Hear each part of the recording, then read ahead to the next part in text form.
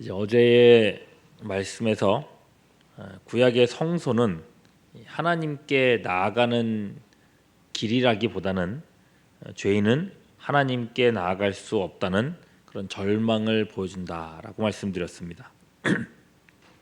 성소에 들어갈 때 한 번, 그리고 지성소에 들어가는 때에 또 한 번 휘장과 또 가림막으로 막아두어서 제사장 외에는 누구도 이 안에 들어갈 수 없게 했습니다.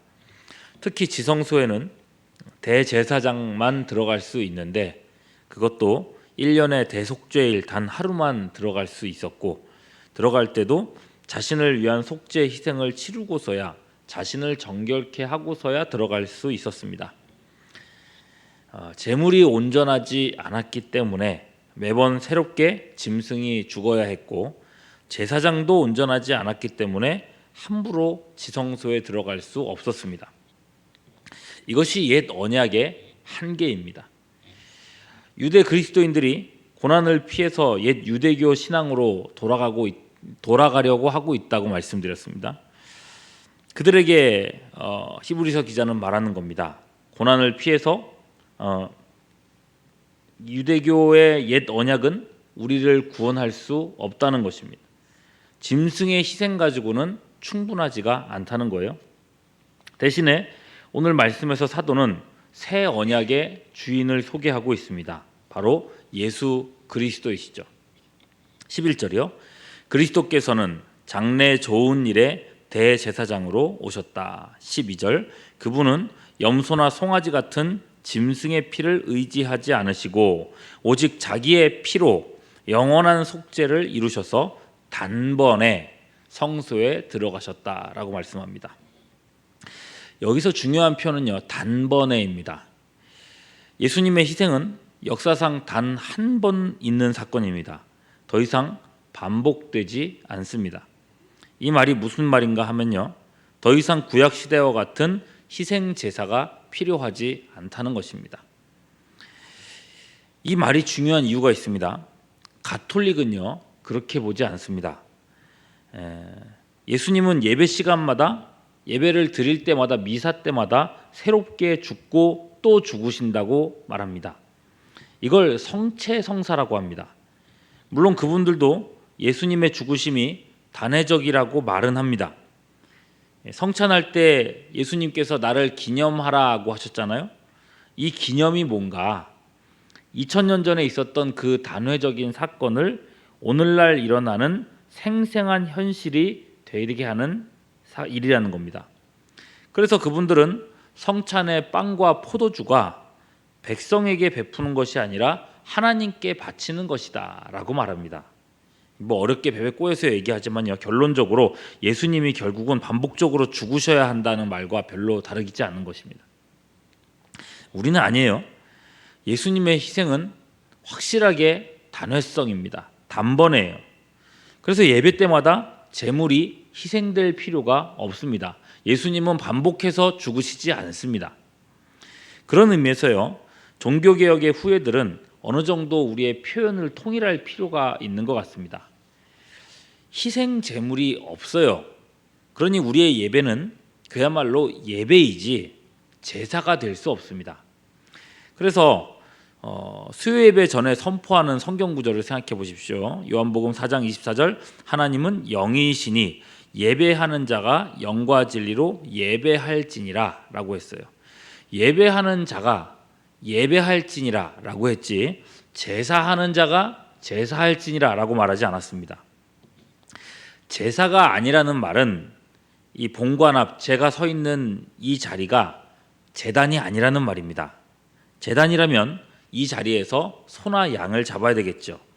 그러나 이 자리는 소나 양을 잡는 자리가 아니라 말씀이 선포되는 자리이기 때문에 이곳을 강단이라고 하고 강대상이라고 부릅니다.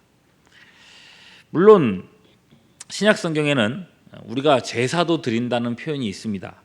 대표적인 말씀이 로마서 12장 1절이죠. 그러므로 형제들아, 내가 하나님의 모든 자비하심으로 너희를 권하노니 너희 몸을 하나님이 기뻐하시는 거룩한 산 제물로 드려라. 이는 너희가 드릴 영적 예배니라. 이 말씀을 보면은 우리도 제물을 드리는구나, 제사가 있구나라고 생각하게 되는데, 이 말씀을 문맥으로 보면요, 앞뒤 문맥을 살펴보면 이건 공예배를 어떻게 드려라 하는 그런 말씀이 아닙니다. 삶에 대해서 강조하고 있어요. 우리 몸을 제사로 드리라고 하는 건데, 그게 산 제사라는 겁니다. 영어로는 living sacrifice예요. 제사는요, 제사라고 하는 행위 자체는 짐승이 죽는 일이라고 했습니다. 죽음이에요. 우리 몸을 죽이라고 하는 거죠. 너희 몸을 제사로 드리라고 하는 건요. 그런데 살아있는 제사라는 거예요. 이게 무슨 말이냐면요, 우리가 하나님께서 우리에게 주신 삶을 살아갈 때에 우리의 고집과 우리의 죄성을 날마다 죽이면서 살아가라는 말씀인 겁니다.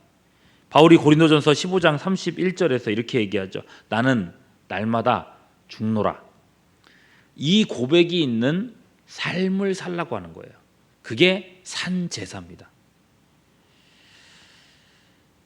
그런 삶으로서 하나님이 받으실 만한 삶을 살아내라.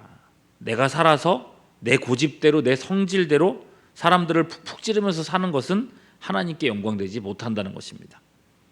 신약 시대의 제사는 공예배의 제사가 아닙니다. 우리의 삶 그 자체를 가지고 제사라고 말하는 거예요. 문제는 뭐냐면 우리가 그렇게 살아내지를 못한다는 겁니다. 날마다 죽어야 되겠는데 이게 잘 안 돼요.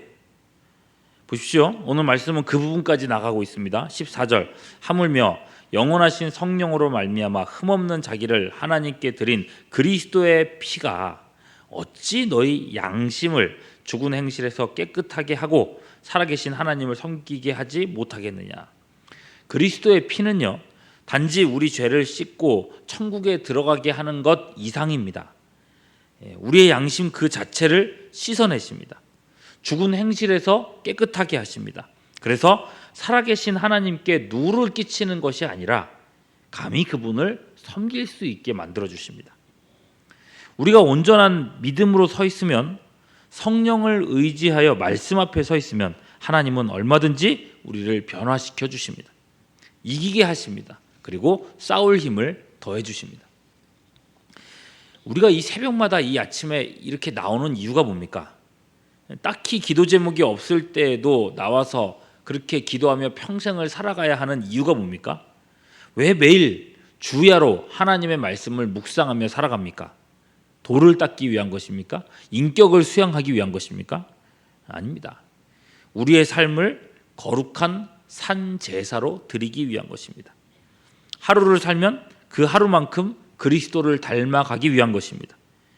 우리 안에서 착한 일을 시작하신 분이 그 일을 이루실 줄 믿기 때문에 그러는 것입니다. 15절이요.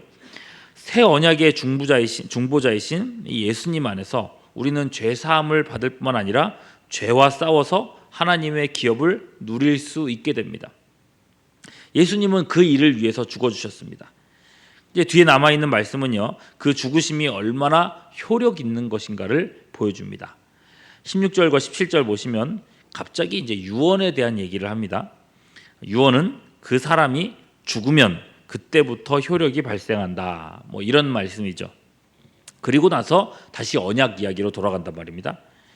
그런데요, 이 말씀을 헬라어로 보면 유언, 디아테케라고 해서 유언이라고 해놨는데, 이 말이 그 앞에 뒤에 있는 언약이라는 말과 똑같은 헬라어 표현입니다. 그런데 똑같은 디아데케인데 여기에서는 유언, 그리고 그 뒤에서는 언약이라고 번역해놨단 말이죠.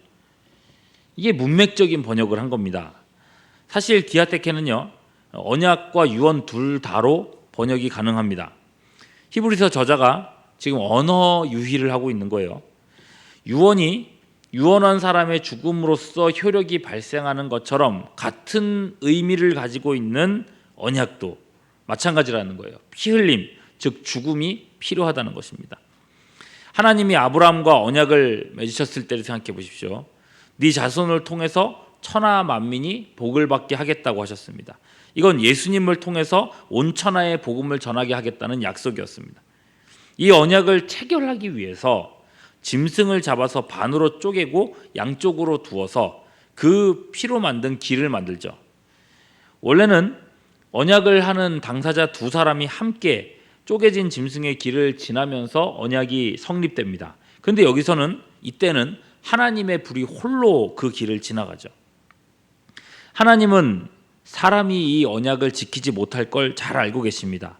그러므로 하나님 자신이 죽으셔서 이 언약을 이루시겠다라는 의미에서 그 언약의 길을 걸어가신 거예요. 22절 후반절이죠. 피 흘림이 없은즉 사함이 없느니라. 이 언약을 이룰 수 있는 유일한 길은 삼위일체 하나님 자신이자 하나님의 아들이신 예수 그리스도, 그분이 피 흘리시는 것뿐입니다. 죽음으로 유언이 실행되는 것처럼 그리스도의 죽음으로 언약이 성취되었습니다. 그 효력으로 믿는 모든 사람들은 천국 영생을 얻을 뿐만 아니라 세상을 살아갈 때에 죄를 이길 힘을 누리며 살아갈 수 있다는 것입니다. 여러분, 이 새벽의 기도가 결코 헛되지 않습니다. 기도하는 이 시간이 가장 귀하다 하는 찬송가의 고백은 결코 거짓이 아닙니다. 예수 그리스도의 흘리신 피가 성도의 거룩한 삶을 보증해 주십니다. 우리 모두가 예수님의 흘리신 그 피 흘리심의 은혜를 힘입어서 구원의 확신을 가지고 살아갈 뿐만 아니라 헛되지 않고 썩지 않는 이 성화의 길로 나아가며 살아가시는 우리 모두가 될 수 있기를 주님의 이름으로 축원합니다. 기도하겠습니다. 오늘 새벽에도 말씀으로 함께 하시니 감사합니다. 예수님의 죽으심과 흘리신 보혈의 능력이 얼마나 강한 것인가, 또 위대한 것인가 우리로 하루하루 살아가며 알아가게 하시옵고, 보혈의 능력 의지하여 성화의 위대한 여정을 완주하는 우리 모두가 되도록 역사하여 주시옵소서. 오늘도 우리의 삶을 지탱해 주시고 지켜주시기를 간구하옵고 우리 구주 예수 그리스도의 이름으로 기도하옵나이다. 아멘. 지금은 우리 구주 예수 그리스도의 크신 은혜와 거룩하신 하나님 아버지의 극진하신 사랑하심과 성령님의 교통하심이 함께 예배드린 모든 죄의 권속들 위에 이제로부터 영원토록 함께 하시옵기를 간절히 축원하옵나이다. 아멘.